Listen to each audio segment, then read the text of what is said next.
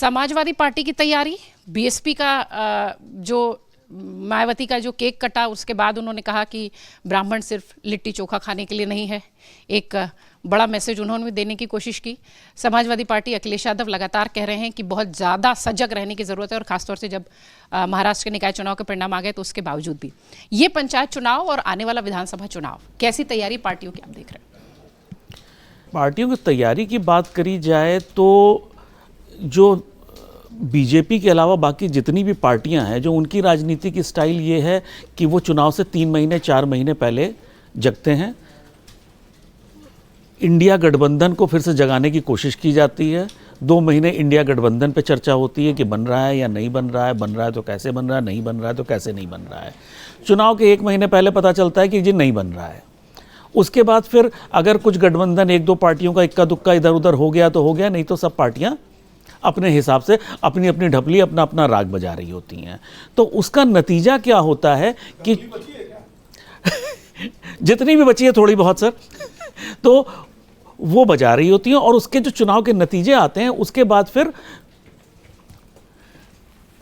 Vote चोरी हो गई, आपके संविधान पे हमला हो गया, उस तरह की बातें होती हैं। तो अगर आप देखिएगा तो चुनाव जो की तैयारी, जो चुनाव लड़ रही होती है वो सिर्फ भाजपा लड़ रही होती है। बाकी लोग सिर्फ अपने आप को लोकतंत्र में बने रहने के लिए कुछ एक्सरसाइज कर रहे होते हैं, कुछ इधर उधर कर रहे होते हैं। मायावती जी की अगर बात करी जाए तो कि मायावती जी और शरद पवार जी की राजनीति में बहुत ज़्यादा फर्क नहीं है।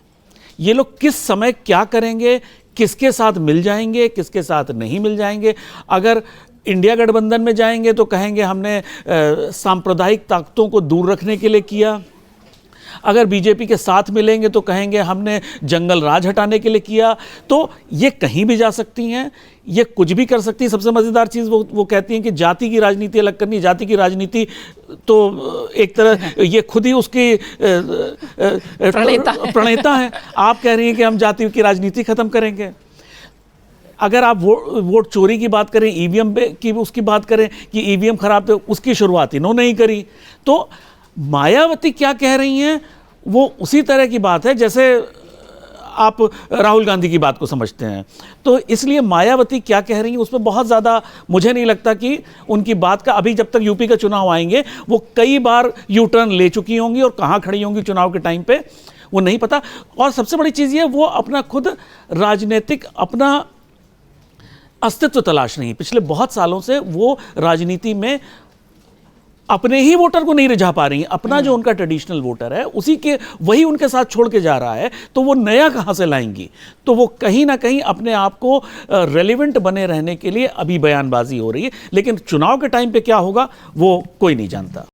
अगर आप ये वीडियो YouTube पर देख रहे हैं तो हमारे चैनल को सब्सक्राइब कर बेल आइकन दबाएं, और Facebook पर देख रहे हैं तो हमारे पेज को लाइक करें।